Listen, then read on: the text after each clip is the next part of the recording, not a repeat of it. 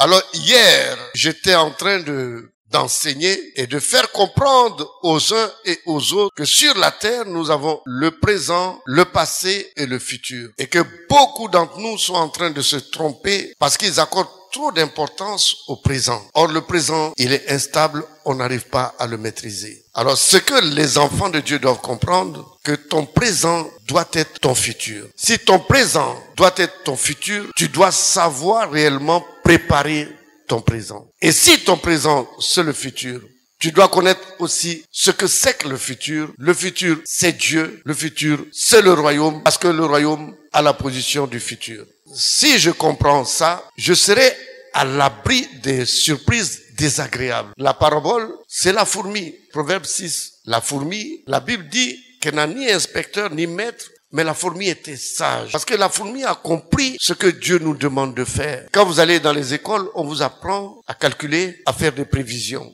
C'est ce que la fourmi a fait. Elle a prévu et même quelque chose dans le futur parce qu'elle savait que dans peu de temps, le futur va être son présent. C'est une réalité que nous vivons ici dans l'église et c'est ce qu'on commence à vous dire afin que vous puissiez comprendre que rien n'est perdu pour toi. Si tu arrives à contrôler ton futur, tu contrôles ton avenir. Et dans la 4e dimension, nous avons toutes les procédures qui sont en place pour nous amener à contrôler notre futur. Alors ce matin, nous allons prendre la Bible dans le chapitre 21 du livre de Jean et nous allons lire la parole de Dieu du verset 3. Et je lis la parole de Dieu. Simon-Pierre leur dit, je vais pêcher, et ils dirent, nous allons aussi avec toi. Ils sortirent et montèrent dans une barque et cette nuit-là, ils ne prirent rien. La Bible dit que Simon-Pierre, ils sont sortis pour aller pêcher, les disciples.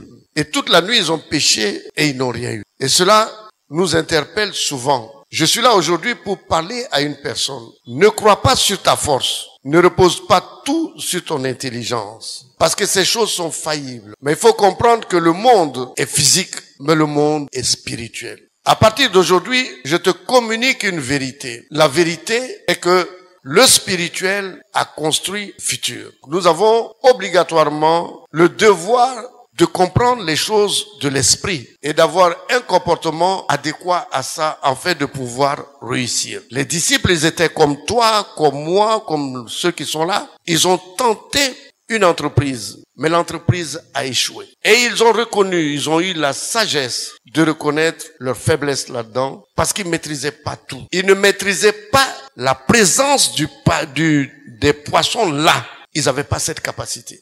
Arrivé à un moment donné, vous allez constater que dans la vie, c'est une question de capacité. Nous n'avons pas toutes les capacités de faire ce que nous voulons.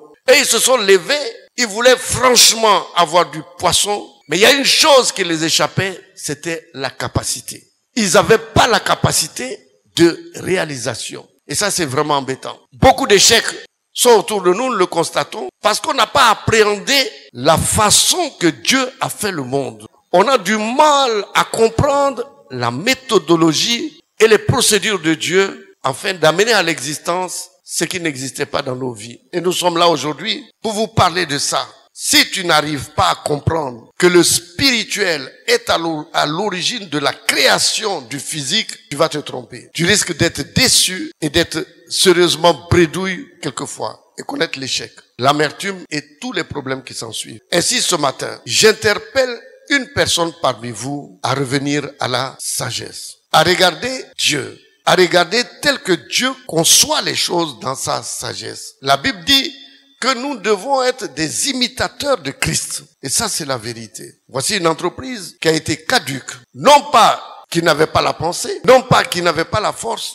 mais il y a quelque chose qu'il ne pouvait pas faire. Et ce qui amène à le faire comprendre qu'il manquait une capacité. Alors, je continue ma lecture. Le matin étant venu, Jésus se trouvait sur le rivage. Dieu se trouvait sur le rivage, mais, amen, les disciples ne savaient pas que c'était Jésus. Et il va s'avancer, Jésus dit, « Enfants, n'avez-vous rien à manger ?» Ils répondirent « Non. » Et vous savez, pendant la retraite, je vous ai dit que pour le perclus, le paralytique qui était perclus depuis 38 ans, Jésus est venu lui demander, veux-tu être guéri? Et nous avons trouvé cette parole scandaleuse. Quelqu'un qui est malade depuis 38 ans, on vient lui demander, veux-tu être guéri? C'était pas une question à poser, mais Jésus a posé cette question. Et je vous ai dit, c'était la normalité. C'était normal que Jésus lui pose cette question. Parce que ce que nous ignorons, c'est que la grande solution se trouve avec nous. Et c'est de ça on va parler tout à l'heure.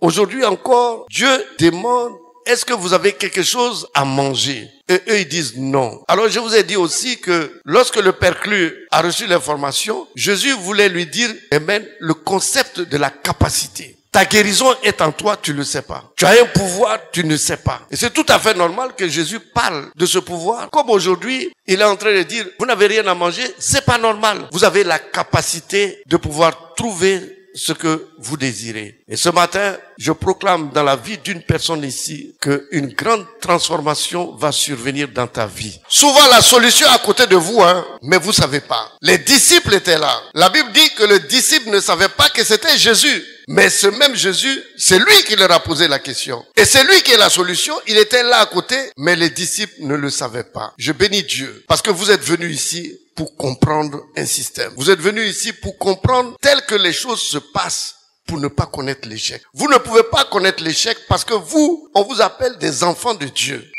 L'échec, vous n'allez plus comprendre l'échec. Vous n'allez plus vivre l'échec. Je prophétise sur ta vie qu'à partir d'aujourd'hui, c'est le dernier jour de l'échec dans ta vie.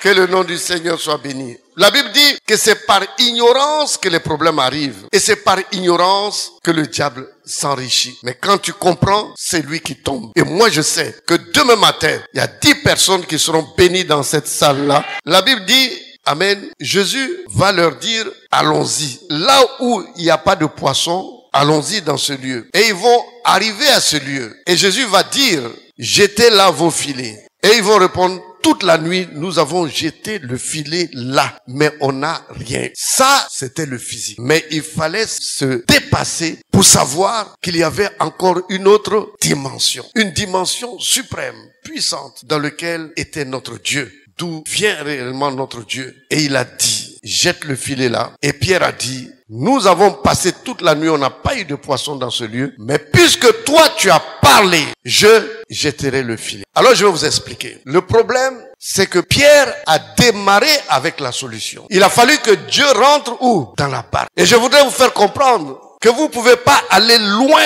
sans la solution. Vous pouvez pas faire de grandes choses sans celui-là même qui est à l'origine de toutes choses que vous négligez souvent. Ainsi, je vous ai dit à la retraite qu'avant on disait, Seigneur, donne-moi. Mais c'est dépassé. Et ça, c'est prouvé là. Maintenant, tu dois comprendre ce que Dieu attend de toi. Ce que Dieu attend de toi, c'est que Dieu et toi, vous devenez des partenaires, des amis, et vous devez aller ensemble. Jamais plus tu vas dire à Dieu, mets-toi devant, je me mets derrière. Non. C'est dépassé. Maintenant, nous sommes arrivés au faisons. Parce qu'au début de la création, Dieu a dit, faisons l'homme à notre image selon notre ressemblance. Si Dieu te donne le renouvellement de l'intelligence, à savoir que si tu prends la solution, tu marches avec la solution, tu peux pas connaître l'échec. Si Dieu se met devant et toi tu es derrière, tu crées la position de la dualité. Et là, le diable peut t'atteindre. Mais si tu es à côté de Dieu, où Dieu est en toi, vous devenez un. Il n'y a pas de place pour le diable. Et la solution, maintenant, c'est tous les matins, tu dois déclarer devant le Seigneur Jésus, faisons, sortons, réalisons, créons, commerçons ensemble. Donc, on est en train de changer de dispensation. On est en train de changer de méthode. On est en train de changer de compréhension. Je vous ai expliqué qu'au départ, la Bible dit qu'il a créé Adam. Et il a pris Adam, il l'a mis dans le jardin. Et il a dit, Adam, je te mets dans le jardin pour servir. Adam était devenu serviteur. Et Adam a échoué. Il est tombé. Et ça fait très mal à Dieu. Et dans le Jean 15, verset 15, nous voyons que dans la parole de Dieu, dans la Bible, Dieu lui-même va évoluer. Il va s'améliorer. Si Dieu s'améliore, toi tu es qui pour ne pas évoluer et t'améliorer? Tu vas t'améliorer cette année-là. Parce que ton temps a sonné. Le temps de ta grâce est arrivé. Le temps de ta bénédiction est arrivé. Le temps du changement de ta vie est arrivé. Tu ne peux rien contre cela. Tu peux pas. C'est une force qui vient, qui va te propulser devant. Alléluia. Dieu est bon, hein. Dieu est bon. Quand il a dit, je t'appelle plus serviteur, car le serviteur ne sait pas ce que son maître fait. Mais désormais, je t'appelle ami. Parce que ami, amen, c'est deux personnes qui s'accordent. Là, nous voyons que Pierre va accepter la solution dans la barque. Tu as échoué. Tu as connu des difficultés. Tu as été découragé. Alléluia. Certaines fois, tu as été choqué par certaines situations difficiles qui t'est arrivées. Mais ce que j'aime chez Dieu, il n'est jamais tard pour bien faire. Lui-même, il vient tard, mais jamais en retard. Bien-aimé, démarre avec la solution. C'est fini. C'est tellement simple. Moi, je vois que l'évangile est tellement simple. Quand on vous explique, c'est un jeu même d'enfant. Mais comment se fait-il des choses aussi simples que ça? Nous négligeons ça et puis on s'expose dans des difficultés terribles. Le diable, il est mauvais, il sait comment tu es. Il te blague comme un enfant. Comment tu peux te lancer dans une aventure sans prendre la précaution d'aller avec ta solution? C'est impossiblement impossible. Jamais plus tu vas te déplacer sans la solution. Et pour avoir ta solution, c'est uniquement la méthode, la compréhension et l'acceptation. Il faut que tous les matins, que tu sois conscient que tu sors avec ta solution. Et tu l'engages. Mais tu l'engages plus pour lui dire devant. Ça t'amène dans la dualité. Mais tu vas dans la voie de l'unité, c'est-à-dire faisons